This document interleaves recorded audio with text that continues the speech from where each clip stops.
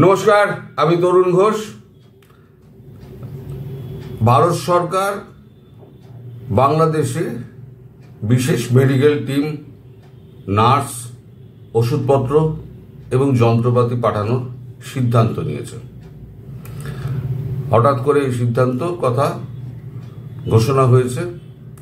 এই প্লেন ক্র্যাশের পর নরেন্দ্র মোদী এক্স স্যান্ডেলে একটা শোক বার্তা জানিয়েছিলেন। সেটা হচ্ছে কূটনৈতিক যেমন শোক বার্তা জানানো হয়, শত্রু মিত্র সবাইকে জানানো হয়, সেরকম জানিয়েছিলেন। তারপরে হঠাৎ করে সন্ধ্যেবেলাতে এই খবরটি প্রকাশ হয়। কালকে যে আমি ভিডিওটা রাত্রিবেলা করেছিলাম, সেই ভিডিওতে আমার একটা বড় ত্রুটি রয়ে গেছিল, যেটা আজকে আমি শোধরাতে চাই। এই টোটাল ব্যাপারটা যে কুশীলব, সেটা হচ্ছে ধর্মেন্দ্র সিং। ইনি হচ্ছেন ডেপুটি সেক্রেটারি এমইএ। আমি কাউকে না পেয়ে ধর্মেন্দ্রকে ধরেছিলাম। ধর্মেন্দ্রের সঙ্গে আমার বহুদিনের আলাপ আছে। আপনারা হয়তো জানেন না ধর্মেন্দ্র সিং হলে কি হবে। ধর্মেন্দ্র লেখাপড়া করেছে শান্তিনিকেতনে, বাংলা ভাষা, রবীন্দ্রসঙ্গীত তার প্রিয়, তার স্ত্রীও বাঙালি। 17 সালে তার সঙ্গে আমার আলাপ দিল্লিতে। তখন সবে সে ফরেন সার্ভিসে যোগ দিয়েছে। খুবই ছোট অফিসার, ডেস্কে ছিল। তো ওদের বাড়িতে, ধর্মেন্দ্রের বাড়িতে আমাদের একটা আড্ডা ছিল বাঙালিদের। ধর্মেন্দ্র অসাধারণ রবীন্দ্রসঙ্গীত গায়, তেমন ভালো কবিতা লেখে।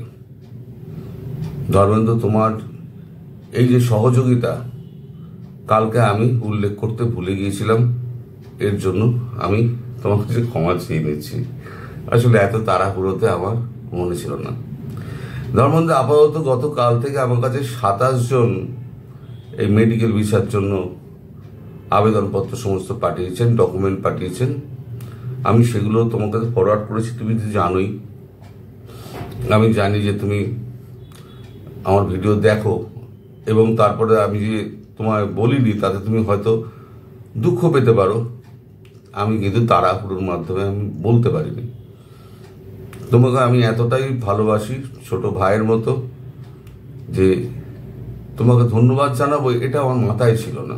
আসলে তুমি আমার এত কাছে ধন্যবাদ জানাতে হবে, এত বড় ব্যাপারটা করে দিয়েছো, তো এই জন্য আমি আর মাথায় আমার ছিল না। রাত্রিবেলা আমার ওয়াইফ আমায় বললেন যে তুমি এই জিনিসটা ভুলে গেলে। তাই আমি সকালবেলা তড়িঘড়ি তোমায় ভিডিওটা করতে বসলাম। এবং দর্শককেও জানাতে চাই যে দর্শক, ধর্মেন্দ্রের মতো ভালো মানুষ খুব কম হয়। অল্প বয়স, কিন্তু মিষ্টভাষী, এবং বাংলাটা অত্যন্ত সড়গড়। তার যে কবিতা, ধর্মেন্দ্র তোমার একটা কবিতা আছে, তোমায় চিনতে চেয়েছি অচেনা হয়ে যেও না। এখনো পর্যন্ত আমার কণ্ঠস্থ আছে। তুমি যা এই যে আমাদের শিশুগুলোর জন্য তুমি যেভাবে টানপাত করে করলে, তার জন্য আমি তোমার কাছে অনেক ধন্যবাদ জানাই। তোমাকে ক্ষমা করবেন দর্শক। ধর্মেন্দ্র হচ্ছে প্রথম হুইসেল ব্লোয়ার। ধর্মেন্দ্রই লড়াই করে রীতিমতো এই ভিসার ব্যবস্থা করেছে।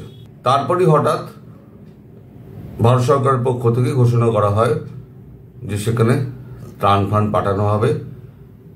কারণ আমার সঙ্গে যে তর্কটা লেগেছিল, সে তর্কটা হচ্ছে 3 নম্বরে যদি শত্রু রাষ্ট্র যদি তুর্কিতে আমরা যদি ত্রাণ পাঠাতে পারি, তাহলে 5 নম্বর রাষ্ট্র বাংলাদেশকে কেন আমরা পাঠাতে পারবো না?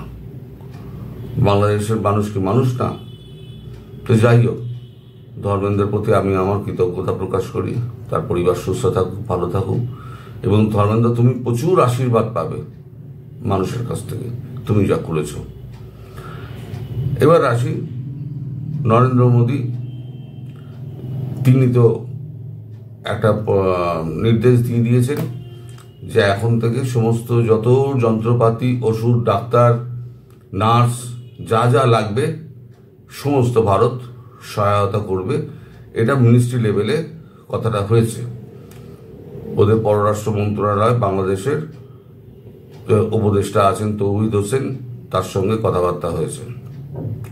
কিন্তু বিষয়টা হচ্ছে দর্শক, এই যে আমাদের আপনাদের দেশে এক দেশবাসী আছে, সে দেশবাসী, তার আমি নাম উল্লেখ করতে চাই না, সে একটা পোস্ট করেছে।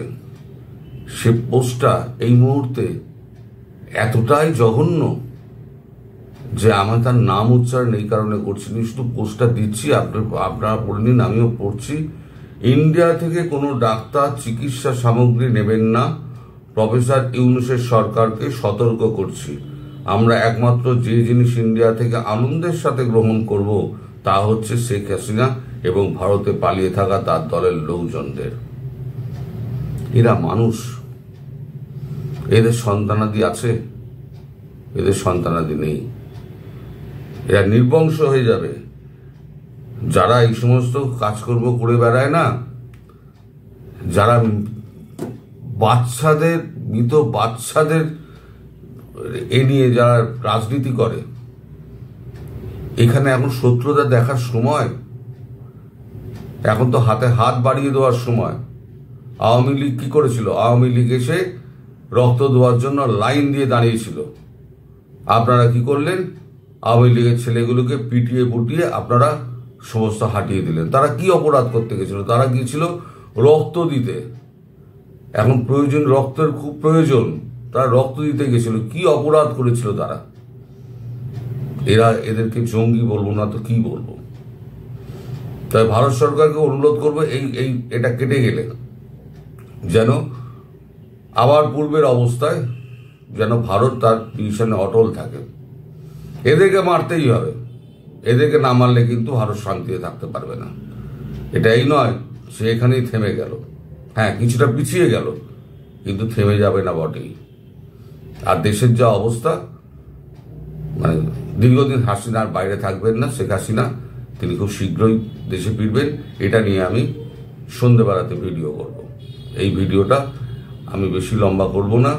এটা শুধু ধর্মেন্দ্রকে ধন্যবাদ জানানো এবং আপনাদের সঙ্গে ধর্মেন্দ্রকে চিনিয়ে দেওয়া যে এই দুর্যোগের মধ্যে, এই অসুবিধার মধ্যে সে ছোটাছুটি প্রাণপাত করে সে কিন্তু এই ভিসার ব্যবস্থা করেছে।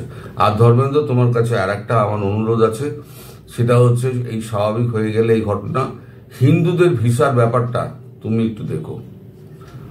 আমি কালকে তো বিক্রমকে পাইনি, তুমি বিক্রমকে আমার হয়ে একটু ধন্যবাদ জানিও। তার লাইন আমি কিছুতে পেলাম না, বাধ্য হয়ে তোমাকে আমি বিরক্ত করেছি, তুমি একটুখানি বিক্রমকে আমার হয়ে ধন্যবাদটা জানিও। আর পুরো সমগ্র বাংলাদেশবাসীর হয়ে আমি তোমাকে ধন্যবাদ জানাচ্ছি এবং বিদেশ মন্ত্রককে ধন্যবাদ জানাচ্ছি। সবাই ভালো থাকবেন দর্শক, সুস্থ থাকবেন, সাবধানে থাকবেন। নমস্কার।